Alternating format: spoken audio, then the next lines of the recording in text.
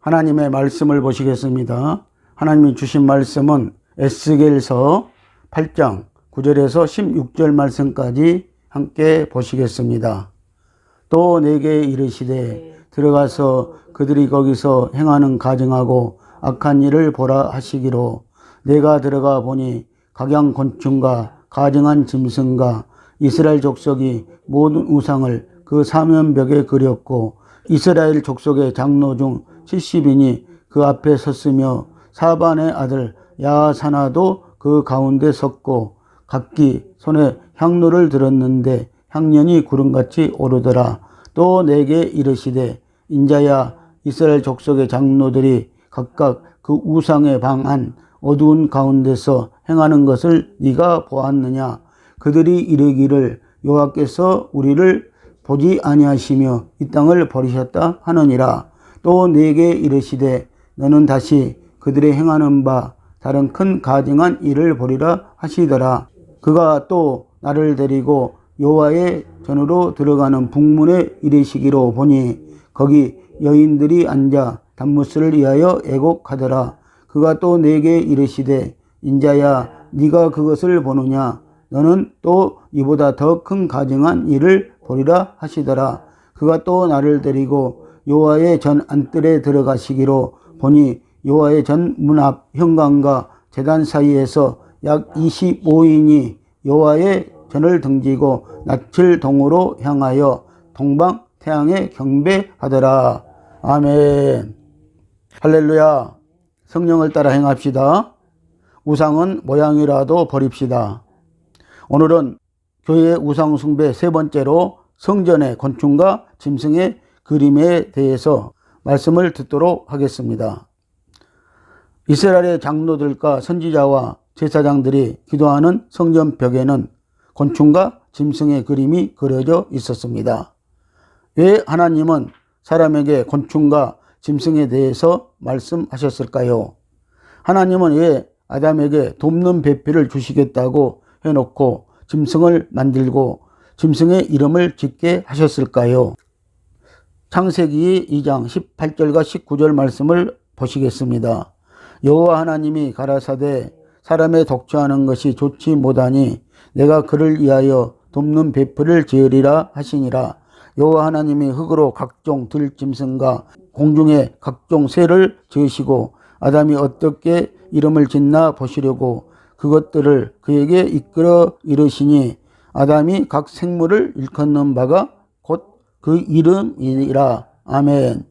하나님께서는 아담을 흙으로 창조하시고 아담이 독주하는 것이 좋지 못하다고 돕는 배필을 만드시겠다고 하시고는 하와를 만드시지 않으시고 짐승을 만들어 아담 앞으로 데리고 나와 아담으로 하여금 짐승의 이름을 짓게 하셨습니다.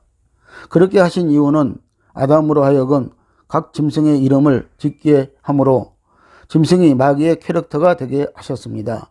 즉 짐승은 마귀를 상징한다는 것을 알게 하시고 그 짐승들의 이름을 짓는 과정에서 하나님은 아담에게 마귀의 악하고 교활하고 음란하고 더러운 모든 짐승의 성질들과 곧 그 인간의 죄성을 보여주심으로 곤충, 파충류와 짐승의 우상의 그림을 미리 가르쳐 주시고 장래에 사람들이 섬기는 우상이 될 것을 알게 해 주신 것입니다.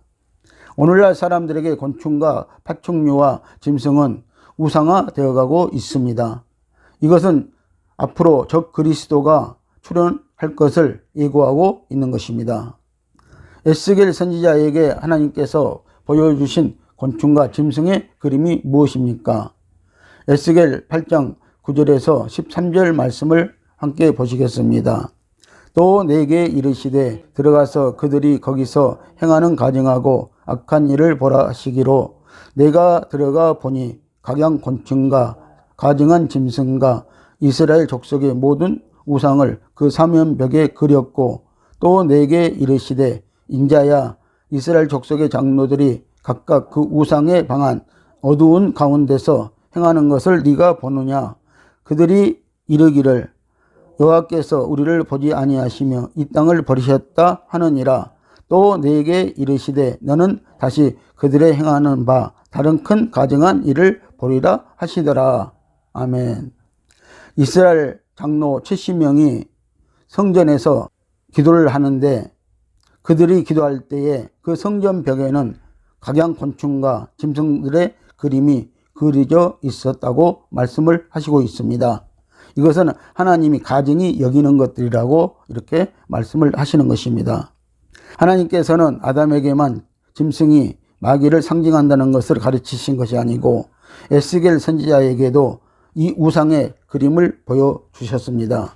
하나님께서는 에스겔을 데리고 이스라엘 모든 백성과 장로 70명 모두가 모여 성전에서 기도하고 예배를 드리는 성전으로 가셔서 이스라엘 백성들이 예배드리고 기도하여도 악한 영들의 지배를 받는다는 것을 보여주셨습니다. 장로와 제사장, 직분자들의 마음속에 곤충의 우상과 짐승의 우상을 품고 기도하고 있다는 것입니다. 즉 이들의 심령에는 마귀들이 가득하다는 것을 보여주시는 것입니다. 지금 에스겔 선지자가 보고 있는 것은 한상입니다. 꿈이나 한상은 하나님께서 우리와 대화할 수 있는 한 방법인데 이때 하나님이 우리에게도 악한 영들에 대해 설명하시려고 짐승을 창조하셨습니다.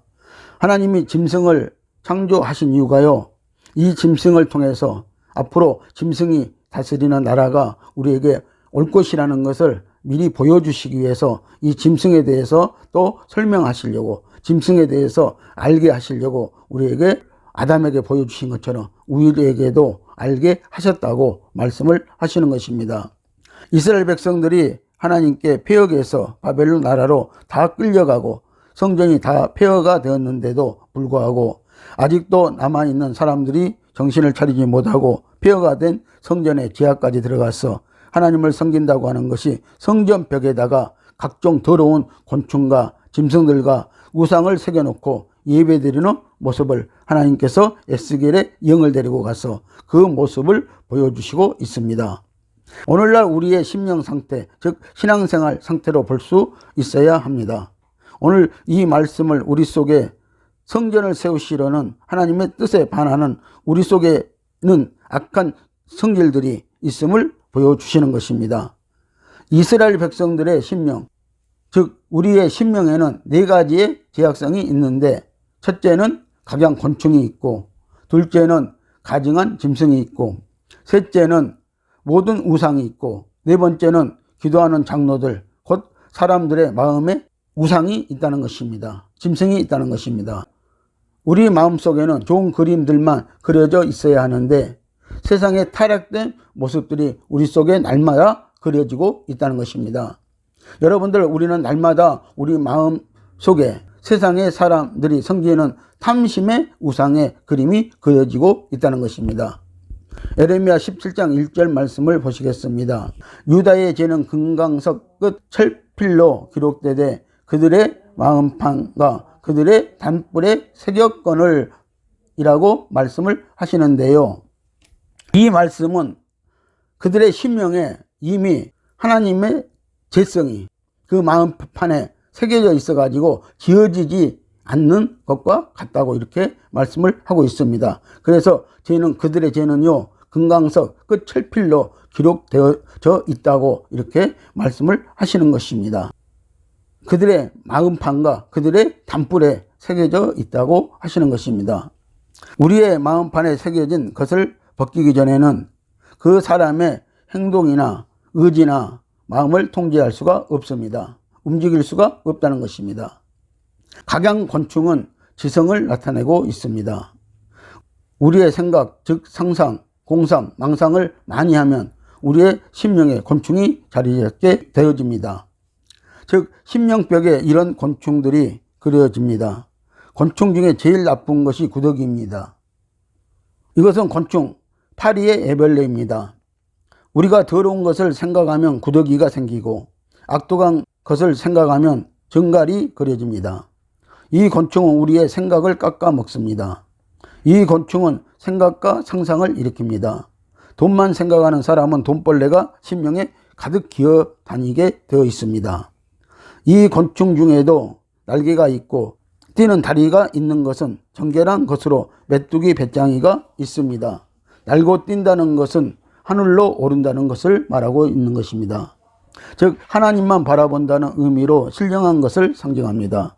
그러나 기어다니고 걸어다니는 곤충은 육신적이고 정욕적이고 세상적이고 쾌락적이고 감각적인 것을 상징하고 있는 것입니다. 가증한 짐승은 감정과 감성을 나타내고 있습니다. 짐승은 날짐승, 들짐승, 물짐승 세 가지가 있습니다. 이 짐승은 우리 인격 속에서 감정을 지배합니다.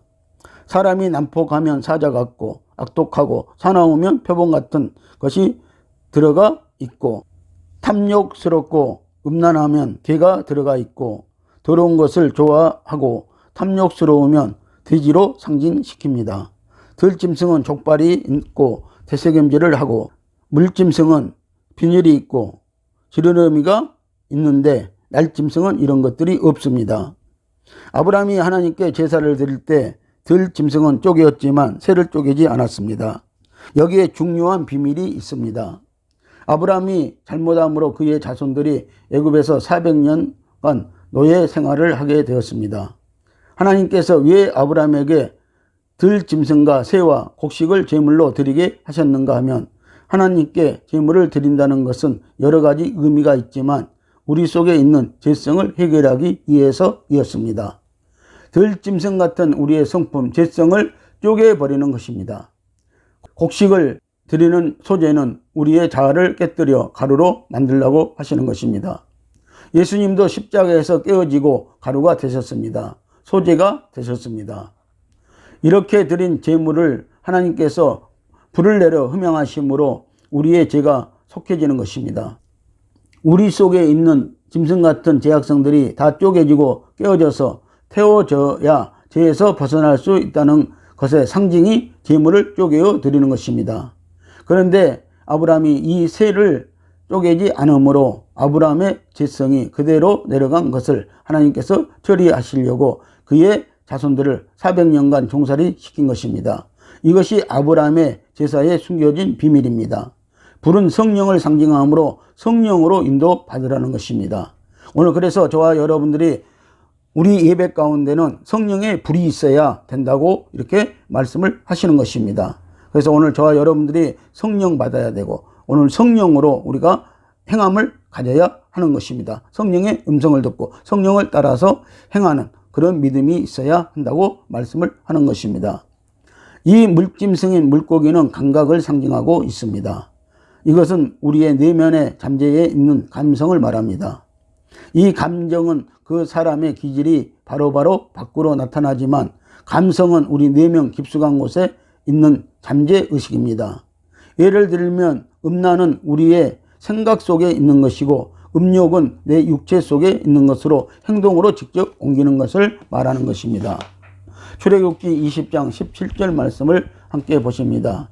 네 이웃의 집을 탐내지 말지니라. 네 이웃의 아내나 그의 남종이나 그의 여종이나 그의 소나 그의 낙이나 물은 네 이웃의 소유를 탐내지 말지니라. 아멘. 우리는 물고기가 우리 속에 있음을 말씀으로 비추어서 알아내어야 합니다. 이것을 뽑아버리는 방법은 말씀과 기도와 예수의 피 외에는 없습니다. 물고기는 물질을 상징하기도 합니다. 물고기도 영적으로 좋은 방면으로 상징되는 물고기도 있습니다. 비닐이 있는 물고기는 좋은 것입니다. 비닐은 빛이 번쩍번쩍 납니다. 너희는 세상에 빛이 되어라고 하신 말씀과 같습니다. 또 비닐은 갑옷을 상징하기도 하는 것입니다.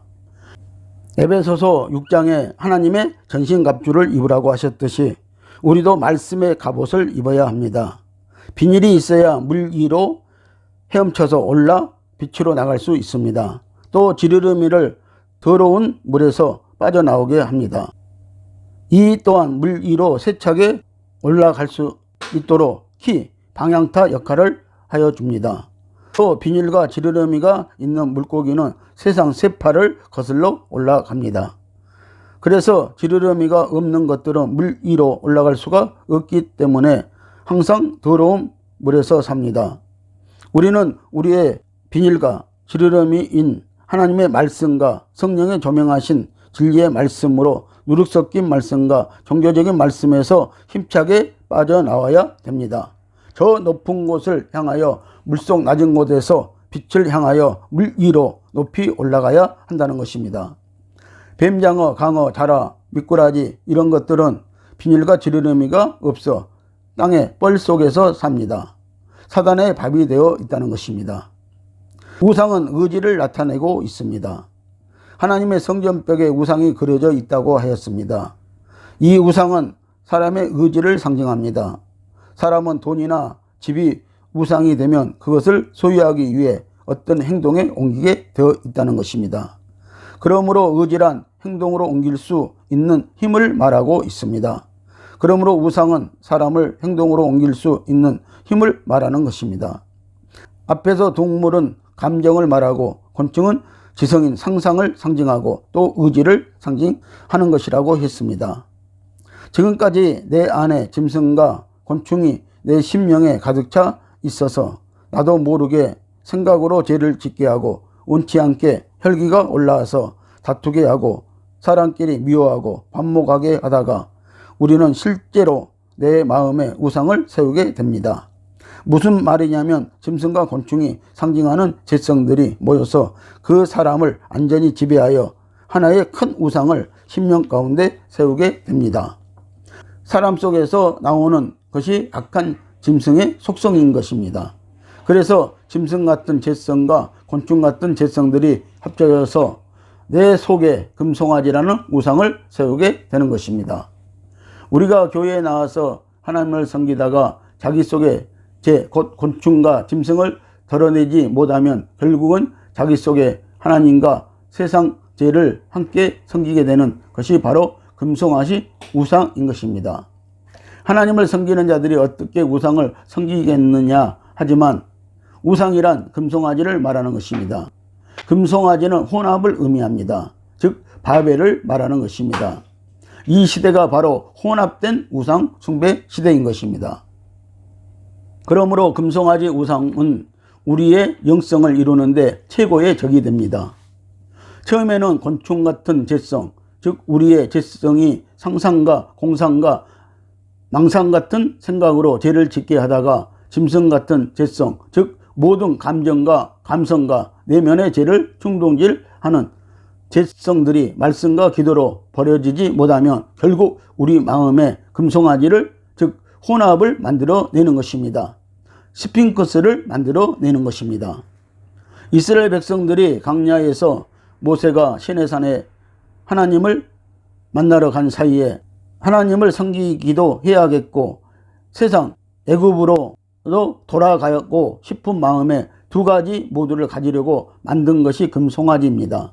그러므로 교회에 나와 하나님을 잘 섬기는 사람들이 결국 만들어내는 것이 금송아지 우상인 것입니다. 이 금송아지 우상이 무엇인지를 성도들에게 이해시키는 것이 설교의 중요한 역할 중에 하나입니다. 그래서 목회자의 사명이 중요하다는 것입니다. 오늘날 성도들이 이 금송아지 우상이 무엇인지를 이해하지 못하는 것이 아니고 하나님과 세상, 자녀, 물질, 자기 자아를 함께 섬기는 양다리 걸친 신앙에서 세상을 끊어내지 못함으로 금송아지 우상이 무엇인지를 모르는 척 하는 것 뿐입니다. 그래서 이 사람들은요, 하나님도 가지려고 하고요. 그리고 금송아지도 가지려고 한다는 것입니다. 그런데 둘 중에 하나는 여러분들 꼭 버려야 하는 것입니다. 그러나 여러분들 금송아지를 버리는 것이 여러분들이 사는 길인 줄 믿으시기를 예수님의 이름으로 축복을 드립니다. 향로를 들고 있는 장로와 제사장들이 있습니다.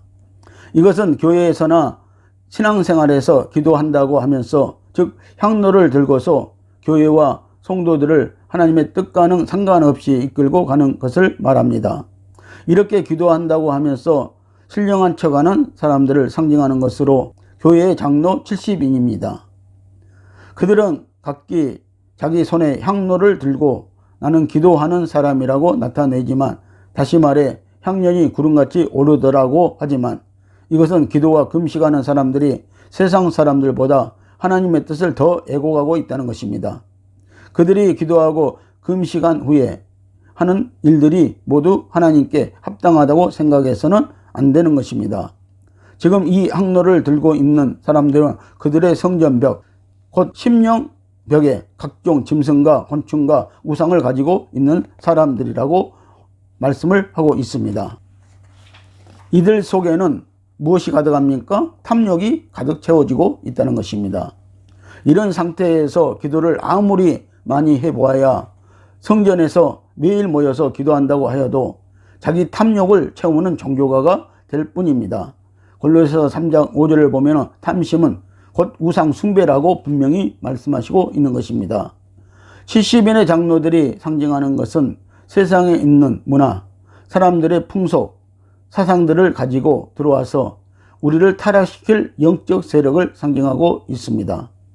오늘날 모든 교회의 문제는, 즉 영적 타락은 이 기도한다는 명목 때문에 다 속아온 결과인 것입니다.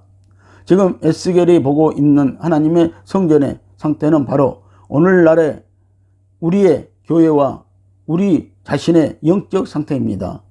누구나 할 것 없이 모두 크든 작든 이런 영적인 상태에 해당된다고 보아야 하는 것입니다. 우리는 날마다 교회에서 우리 자신의 모습에서 악한 영들의 역사를 영을 열어 볼 수 있어야 합니다. 그런데 이런 악한 영들을 쫓아내지 않고 말씀을 먹으면 독이 됩니다. 말씀을 배워 지식을 만들어 사람을 죽이는 일에 쓸 뿐입니다. 그래서 우리가 오늘 성령으로 완전히 거듭나지 아니하고요, 오늘 우리 심령이 깨끗해지지 아니하고요, 우리가 하나님의 말씀을 지식으로 받아 먹으면은요, 이것을 배워서 사람들을 죽이는 독약으로도 쓸 수 있다고 말씀을 하시는 것입니다. 바리새인들과 서기관들과 제사장들이 기도를 적게 드려서 율법을 알지 못해서 주 예수님을 십자가에 죽인 것이 아니라는 것입니다. 그들 안에 짐승과 곤충과 각종 우상을 가지고 기도함으로 예수를 죽인 것입니다. 여러분들, 그들이 예수를 괜히 죽인 것이 아니라는 것입니다. 그들 안에 있는 짐승의 우상, 곤충의 우상, 각종 우상을 가지고 기도함으로 그들이 예수를 죽이는 결과를 낳았다고 이렇게 말씀을 하시는 것입니다. 이것은 우리가 성령 받았다고 다 천국에를 가는 것이 아니라는 증거입니다.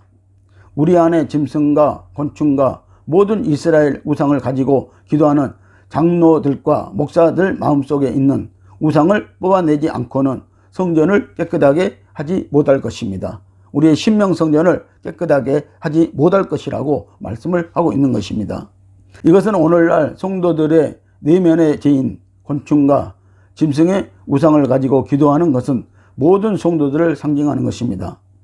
다시 말해 자기의 죄악성으로 만들어낸 금송아지 우상인 자녀, 물질, 자존심 등을 버리지 않고 기도하며 하나님을 섬긴다고 하는 종교가들을 말하는 것입니다. 사실 이런 신앙 형태가 기독교를 타락하게 하고 망하게 하는 것입니다. 우리 심령에 각종 짐승과 곤충과 모든 우상을 가지고 기도하는 사람들을 어떻게 피하고 막을 수 있겠습니까? 우리 심령의 우상을 뽑아내지 않고는 절대로 심령 성전을 세울 수가 없습니다. 여러분들, 우리의 심령 성전을 다시 수축할 수가 없다는 것입니다. 여러분들, 이 시대는 심령 성전을 세워야 됩니다. 그리고 그 심령 성전도 깨끗해야 된다고 말씀을 하고 있습니다. 고린도전서 3장 17절을 보면요, 그 심령 성전도 우상으로 더러운 것들로 더럽혀 버리면은 멸해버리신다고 하나님은 분명히 말씀을 하시고 있는 것입니다. 디도서 1장 12절 말씀을 보십니다. 그레데인 중에 어떤 선지자가 말하되 그레데인들은 항상 거짓말장이이며 악한 짐승이며 배만 이하는 게으름장이라 하니. 아멘. 자, 그레데인들을 어떤 선지자가 그들을 보고 말하기를요, 그들은 항상 거짓말쟁이고요, 그리고 악한 짐승이라고 말하고 있고요, 자기 배만 채우는 게으름장이들이라고 이렇게 말을 했습니다. 다니엘서 4장 28절에서 33절 말씀을 보시면은요, 사람이 짐승으로 변한 모습을 볼 수가 있습니다. 바벨론 왕 느부갓네살은 두 개의 큰 이상을 보았는데 그것은 거대한 인간의 형상과 큰 나무입니다. 다니엘 4장에 있는 큰 나무는 다니엘 2장에 있는 신상의 형상의 머리와 일치하는데 둘 다 느부갓네살 왕을 상징하고 있습니다. 머리는 교만을 상징하는데 느부갓네살 왕을 하나님께서 치자 나무가 달리고 느부갓네살은 짐승이 되었습니다. 느부갓네살은 7년 동안이나 짐승으로 살았고 바벨론을 통치했습니다. 죄의 본성은 사람이 아니라 짐승이라는 것입니다. 마지막 때의 적그리스도의 짐승과 곤충 출현의 모습을 볼까요? 요한계시록 9장 3절 말씀을 보시겠습니다. 또 황충이 연기 가운데로부터 땅 위에 나오매 저희가 땅에 있는 정갈의 권세와 같은 권세를 받았더라. 아멘. 자, 황충이 연기 가운데서 땅 위로 올라오는데 그들이 바로 적그리스도 수하에 있는 거짓 선지자들을 말하고 있는 것입니다. 그런데 그들이 정갈의 권세를 받았다는 것입니다. 여러분들 정갈이 한번 쏘아대면은요 죽는 것입니다. 그런 권세를 받고 그들이 땅 위로 올라왔다고 말을 하는 것입니다. 황충은 곤충입니다. 이 곤충이 마지막 때는 짐승의 권세를 받아 사람을 해하는 거짓 선지자들을 말하고 있습니다. 요한계시록 13장 1절과 2절 말씀을 함께 보시겠습니다. 내가 보니 바다에서 한 짐승이 나오는데 뿔이 10이요 머리가 7이라 그 뿔에는 10멸류관이 있고 그 머리들에는 참난된 이름들이 있더라. 내가 본 짐승은 표범과 비슷하고 그 발은 곰의 발 같고 그 입은 사자의 입 같은데 용이 자기의 능력과 보좌와 큰 권세를 그에게 주었더라. 아멘. 자, 한 짐승이 어디에서 나왔다고 말씀하고 있습니까? 바다에서 올라왔다고 말씀을 하고 있습니다. 이 바다는 세상을 상징하고 있는 것입니다. 자, 세상 사람들 중에 짐승 같은 적그리스도, 짐승이 나왔다고 이렇게 말씀을 하고 있습니다. 자, 근데 그가 참남된 말을 했다고 합니다. 이 참남된 말이라는 것은요, 자기가 이제 하나님이라는 것입니다. 이게 참남된 말입니다. 그래서 유대인들이 예수가 하나님의 아들이라고 했을 때, 또 예수가 하나님이라고 했을 때 그들이 참남된 말을 한다고 그렇게 했던 것입니다. 그래서 이 적그리스도가 이 짐승이 올라와서요 참남된 말들을 한다는 것입니다. 이 짐승은 적그리스도를 상징하고 있습니다. 자, 그런데 표범과 같다는 것입니다. 표범은 빠르다는 것을 상징을 하고 있고요. 곰은요 힘이 세고요 무엇이든지 무너뜨릴 수 있는 힘이 있다는 것입니다. 그리고 이 사자는요 먹고 부서뜨림을 상징하고 있습니다. 그래서 여기에 용이 능력과 또 권세까지 더해 주었다고 이렇게 말씀을 하시는 것을 볼 수가 있습니다. 그래서 이 짐승은요 무시무시한 짐승이라는 것입니다. 이 짐승이 앞으로 이 세상을 7년 동안 다스릴 것이라고 이렇게 성경은 다니엘서에서 분명히 이렇게 말씀을 하고 있는 것입니다. 이 짐승에게 용이요 능력을 주었는데요, 그 용이 보니까 요한계시록 20장 2절을 보면은요 옛 뱀이라고 이렇게 말씀을 하고 있습니다. 이 옛 뱀이 어디에 있었습니까? 바로 에덴 동산에 있었던 뱀이라고 말씀을 하고 있습니다. 하와를 농락하고 그리고 아담을 넘어뜨린 옛 뱀이라고 이렇게 말씀을 하고 있는 것입니다. 이 짐승이 앞으로 이렇게 또 출현을 한다고 성경은 말하는 것입니다. 그런데 오늘날 옷이나 모자나 신발이나 모든 물건들에 보면은 이 짐승과 곤충과 파충류의 그림들이 이렇게 마크로 그려져 있는 것을 볼 수가 있습니다. 그래서 이렇게 자연적으로 이 사단 마귀는 오늘요 우리가 짐승을 섬길 수 있는 길을 열어놓고요 짐승을 지금 섬기게 하기 위해서 연습을 시키고 있다는 사실을 우리가 깨닫고 지금 우리는 오늘 주의 성령과 말씀으로 기도함으로 우리가 이 짐승을 우리 심령 속에서 다 내어버려야 하는 것입니다. 우리 생각 속에서 다 내어버려야 하는 것입니다. 짐승은 마귀의 캐릭터입니다. 이미 사람들의 심령 속에 들어와 있습니다. 그러므로 우상들 속에도 짐승들 속에도 귀신이 있습니다. 모든 이방인들의 제사 속에도 귀신이 있습니다. 귀신의 역사가 있습니다. 마귀 사단 귀신은 하늘 공중에도 있고 땅 위에도 있고 물속에도 있고 어느 곳이나 다 있습니다. 그러므로 성도는 전신갑주를 옷으로 입고 무장하고 악한 마귀 사단 귀신과 끊임없이 영적 전쟁을 하여서 물리쳐야 하는 것입니다. 여러분들 승리하십시오. 꼭 이 전쟁을 우리는 이 전쟁에서 승리해야 합니다. 그리고 우상을 버려야 하는 것입니다. 우상을 섬기지 말아야 하는 것입니다. 여러분들 이것을 우리가 하지 않는다면요 우리에게는 영적인 문제가 생기고요 우리는 구원받지 못할 수 있다는 것입니다. 오늘 사랑하는 성도 여러분, 우상을 버리는 것이 우리가 사는 길입니다. 교회가 살고 성도가 삽니다. 내가 살고 내 자녀가 살고 내 가족이 살고 내 가문이 사는 길입니다. 기도하시겠습니다.